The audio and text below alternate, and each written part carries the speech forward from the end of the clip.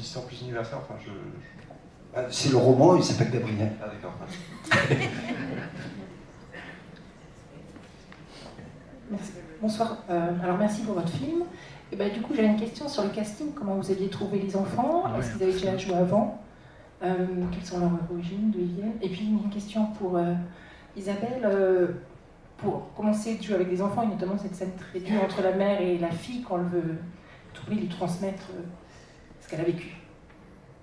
Alors, sur les enfants, le casting, donc c'est un casting qu'on fait sur plusieurs pays. Et on fait un casting sur la France, sur la Belgique, sur le Rwanda, le Congo, le Burundi. Ça, c'est pour trouver les enfants. Donc on fait un casting sur 5 pays. En fait, c'est un casting qui est très compliqué. Parce que la difficulté avec les enfants, c'est que les enfants qui sont acteurs, ça n'existe pas. Généralement, les pires enfants, c'est ceux qui prennent des cours d'acteurs, parce que c'est catastrophique. Donc le problème, c'est de trouver des enfants qui ont une sensibilité très particulière. Et donc ça, c'est tout un travail. Donc quand vous faites un casting, vous faites généralement des improvisations, vous laissez travailler les enfants, vous les laissez s'amuser. Et vous voyez la capacité d'invention que les enfants vont avoir.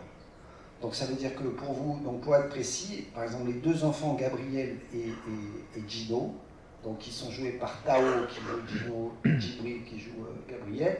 Par exemple, il y en a un, il est belgo-sénégalais et l'autre, il est belgo-togolais. Voilà. Donc ça veut dire que c'est des enfants qui sont éloignés, pour rejoindre votre question tout à l'heure, monsieur, c'est des enfants qui n'ont rien à voir avec cette histoire.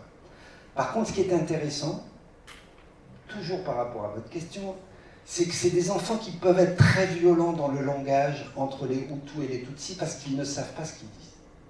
En tout cas, ils ont l'impression que c'est quelque chose qu'ils peuvent dire.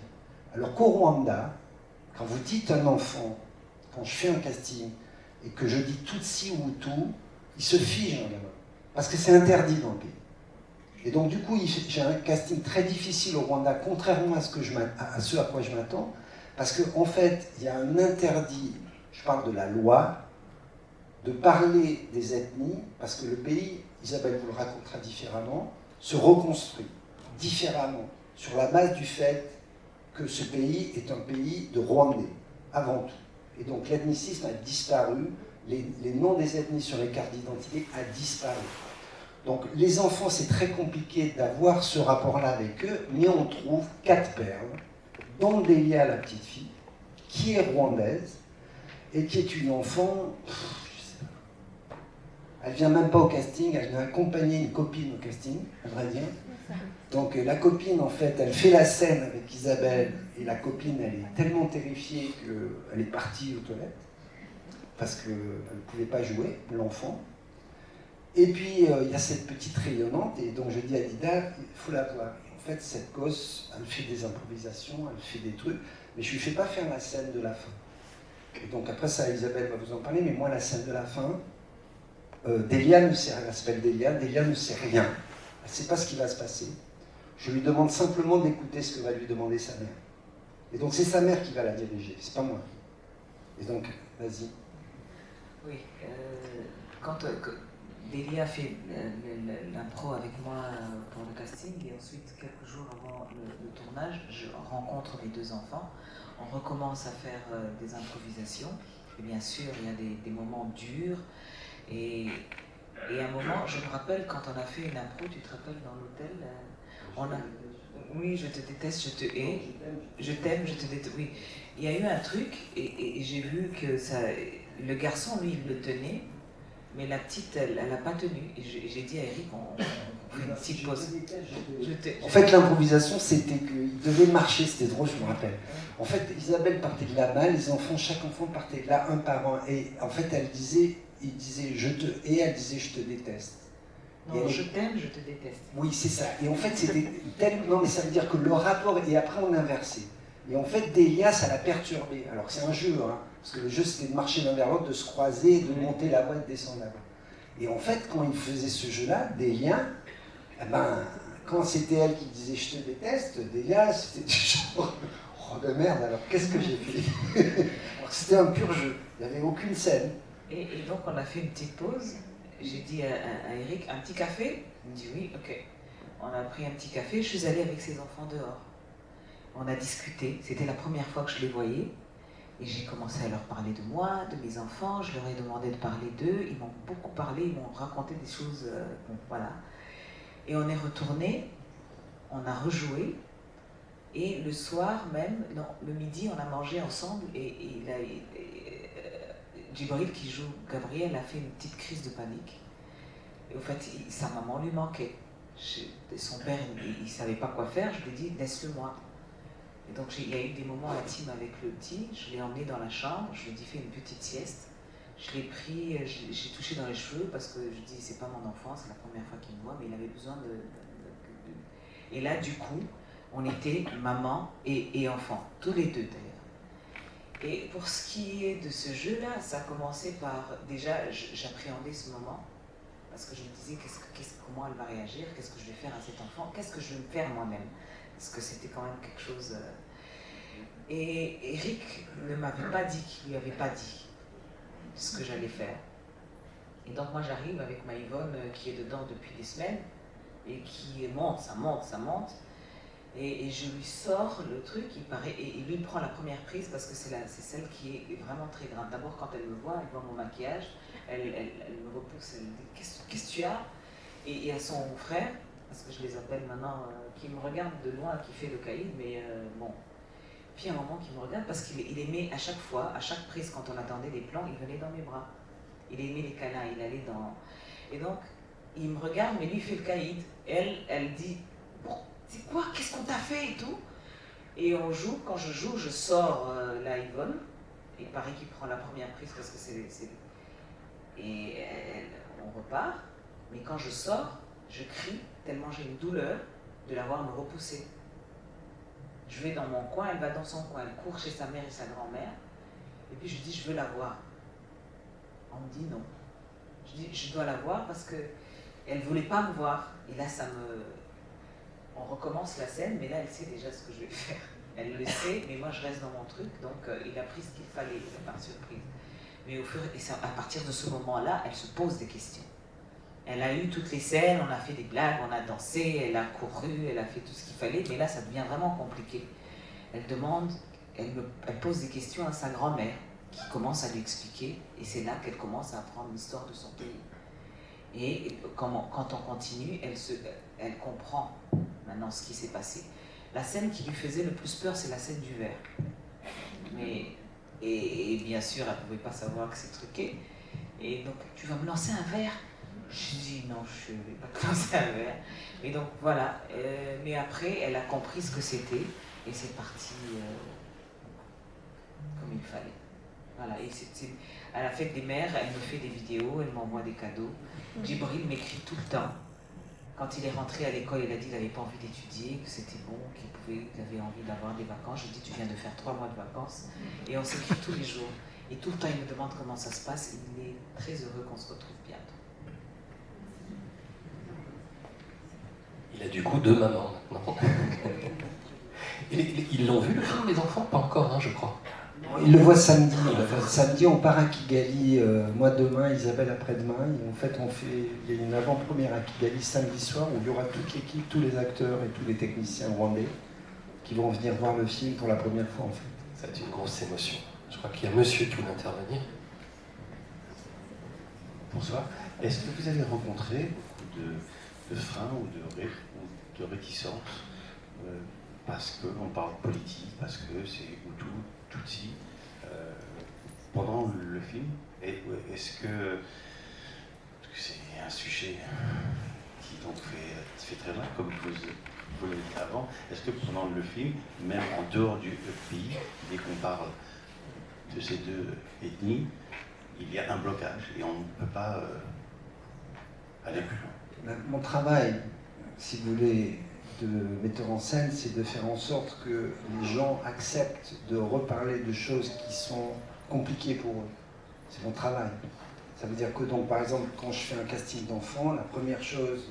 donc j'ai déjà, ce que je dis toujours, il y a Dida à côté de moi, parce que Dida parle le Kinyarwanda, elle connaît bien l'histoire de son pays, donc elle connaît toutes les subtilités, les douleurs, donc c'est quelqu'un qui va anticiper, même si quelqu'un souffre, et comprendre très vite les choses, de décrypter des choses que moi, je ne suis pas en mesure de décrypter. Donc elle, c'est mon bras droit. Et donc, mais quand on s'assoit, la première chose que je dis aux enfants, je leur dis voilà, on va parler de quelque chose qui est interdit, c'est les Hutus et les Tutsis. Et donc vous allez me raconter l'histoire de vos familles. Et donc, en fait, c'est là où on se rend compte que c'est très complexe. Et que les enfants de la génération de l'Ariel, donc qui ont 10 ans, donc qui sont nés entre 10 et 15 ans après le génocide, il y a eu un tel barrage et il y a un interdit tellement fort et le sujet est tellement tabou que peu d'enfants en fait connaissent leur histoire. Et en fait, ils connaissent des briques d'histoire. En fait, c'est ça qu'on comprend. C'est qu'en fait, les parents ne disent rien. D'ailleurs, on a vécu un truc assez incroyable on a fait, je sais plus c'était, où il y a une jeune fille en fait qui pleurait. C'était avec Gaël, je sais plus c'était à Nantes. Et en fait, elle a dit voilà, mon père est français, il était avec lui. Hein. Ma mère est rwandaise. Et elle disait ils m'ont jamais raconté mon histoire. Quand je vois ce film, j'ai l'impression que je vois mon histoire. Il y avait ses parents qui étaient là, donc elle était en larmes. Et en fait, et c'est intéressant parce que à quel point les gens ont du mal à parler. Et les enfants ne savent pas parler de cette histoire. Et donc, par contre, mon travail, c'est de faire en sorte que le sujet soit très clair. Nous ne sommes pas au Rwanda, nous sommes au Burundi, nous sommes en 94. Et donc, à partir de là aussi, le travail, c'est de prendre des gens qui ont une force, et justement, comme Isabelle, comme Mariana, comme tous les gens qui ont travaillé sur le film, puisqu'on a travaillé avec des gens au Rwanda, et quand vous allez au Rwanda, tout le monde est impacté par le génocide. C'est pas le million de morts, c'est tout le monde. Puisqu'il y a des génocidaires, et des gens qui ont souffert, et des gens qui étaient réfugiés, qui sont revenus dans le pays. Donc tout le monde est concerné par ce qui s'est passé d'une manière ou d'une autre. Et on parle d'une génération. Hein. Et donc forcément, mon travail, c'est de faire ce travail-là. C'est qu'à un moment donné, les gens acceptent ça. Mais quand je disais, par exemple, que les deux Belges, là, Djibril et Tao, la violence que Tao a contre les Hutus, je crois qu'il ne sait pas ce qu'il dit. Et je crois qu'il ne connaît pas l'histoire derrière ça. Et c'est pour ça qu'il est aussi violent. Il se sert du mot avec une rage, comme il détesterait un copain de classe. Mais il ne voit pas la charge historique derrière. Et c'est pour ça aussi qu'il le fait de manière aussi entière et violente et impulsive et terrible et raciste. Parce que je crois qu'il ne mesure pas ça. Les enfants au Rwanda, c'est beaucoup plus compliqué pour eux. Le racisme officiel, l'insulte d'ailleurs les Rwandais dans la scène du combi où Gino est très violent en disant ouais ce sale tout et tout ça, ils disent arrête tes conneries et tout, on va pas s'engueuler pour des bêtises et tout ça c'est des conneries. Parce que, et en fait eux, les acteurs rwandais étaient très heureux de dire ça. Et ils le disaient de manière très sincère parce qu'on voyait qu'ils ne voulaient pas parler de ça. Donc il y avait une réalité qui se dégageait aussi, des situations différentes de par les histoires différentes, qui m'a permis de faire le film. Et dernière question, vous avez travaillé donc avec beaucoup d'enfants. Est-ce que ce film était plus difficile à donc faire, finaliser, parce qu'il y a donc contrôlé tes enfants, donc je parle pour l'innocence et la pureté, et maintenant que vous l'avez vu à travers les yeux des enfants, parce que c'est ce qui me touche en premier, est-ce que vous allez refaire un film peut-être avec encore des enfants et moins d'adultes? Si je me suis spécialisé, je suis spécialiste des enfants, donc j'ai fait la guerre des boutons 5. Ouais, j'ai un avenir, quoi. C'est un travail. Non, en fait, bon, pour répondre honnêtement, en fait, j'adore travailler avec les enfants. En fait, les enfants, quand un enfant est extraordinaire, il est extraordinaire. Quand il est entouré d'acteurs qui sont extraordinaires, ça veut dire que le mélange, ça veut dire un acteur aussi, il est porté par un enfant. C'est-à-dire que Isabelle je raconte ce qu'elle a fait à Delia, mais quand elle voit l'effet dans lequel elle met Delia, ça interfère aussi sur elle. Donc tout joue dans les deux sens. Donc c'est ça qui est formidable. Donc il y a des choses, par exemple, je raconte souvent la scène où à la fin le gamin il brûle, où Gabriel en fait brûle ce gamin qui est dans la voiture. Et à la fin de la scène, il tombe à genoux. Hein? Moi, je n'ai jamais demandé de tomber à genoux.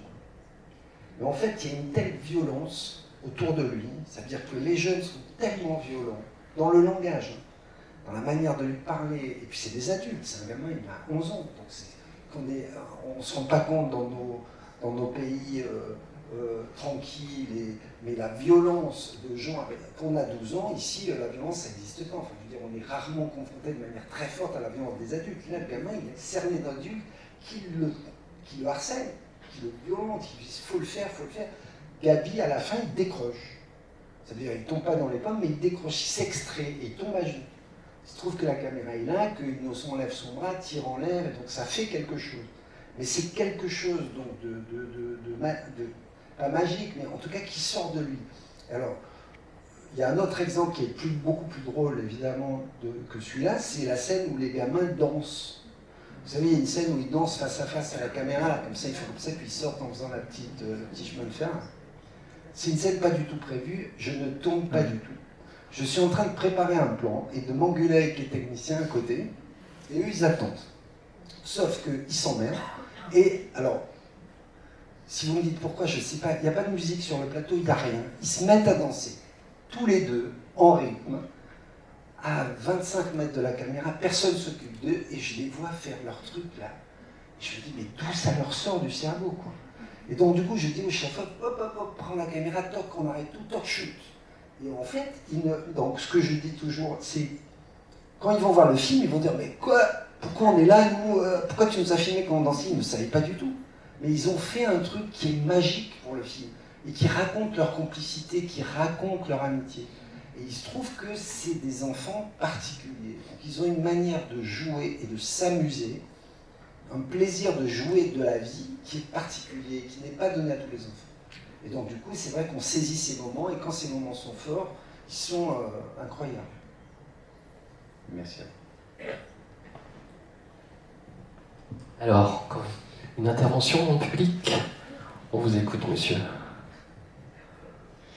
Bonsoir. Donc, merci pour ce film, bien sûr. Il m'a touché plus que je m'attendais, en fait. Bon, il se fait que je suis belge et français. Que le peu d'Afrique que je connais, c'est Madagascar, parce qu'on a adopté une petite fille. Mais, bon, petit pays aussi, pour un Belge, ça parle. J'ai vu aussi, il y a une semaine ou deux, c'était Notre-Dame du Nil. Donc ici, je pense, se passe avant, mais il y a aussi l'histoire de nez, etc.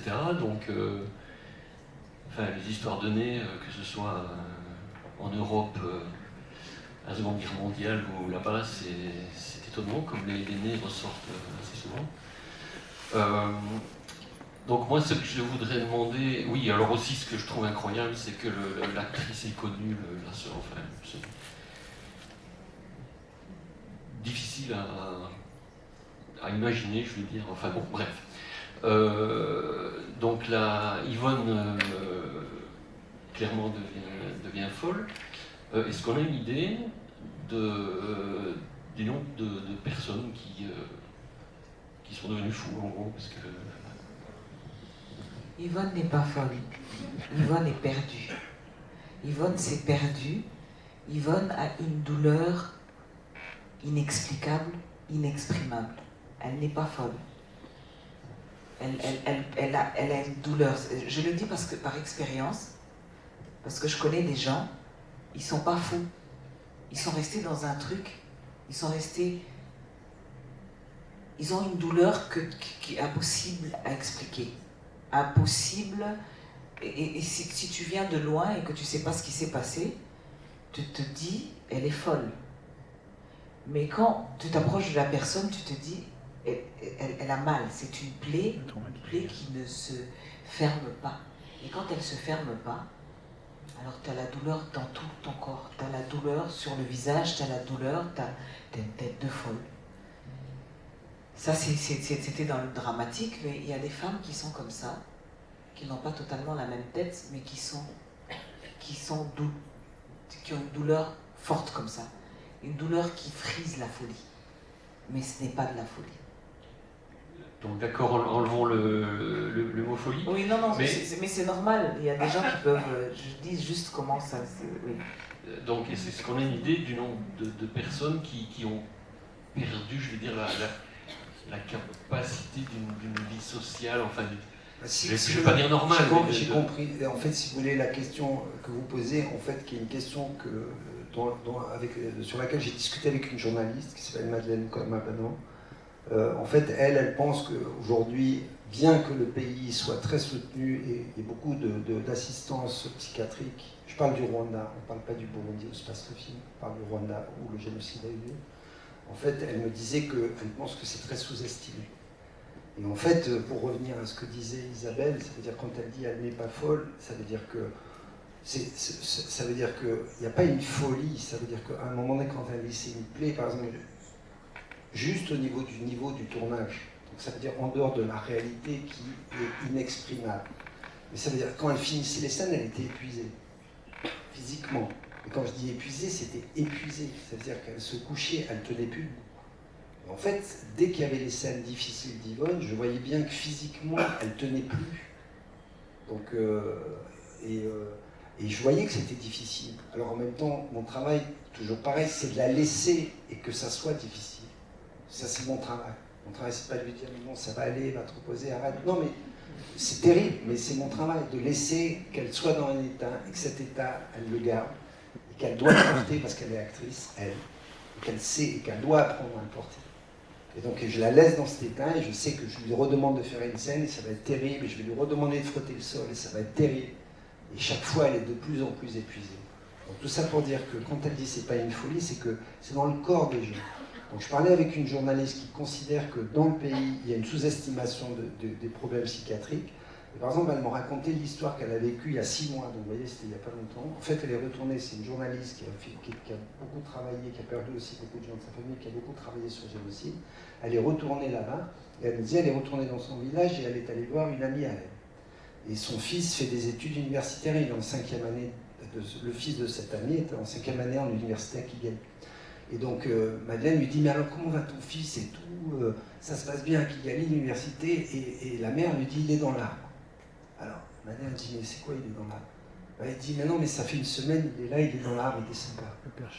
Et en fait, ce qui s'est passé, c'est qu'en fait, à certaines périodes, notamment au moment des commémorations, mais à certains moments, les gens réactivent des processus de défense. En fait, ce jeune homme, qui devait avoir peut-être une dizaine d'années au moment du génocide, il s'était caché dans les arbres.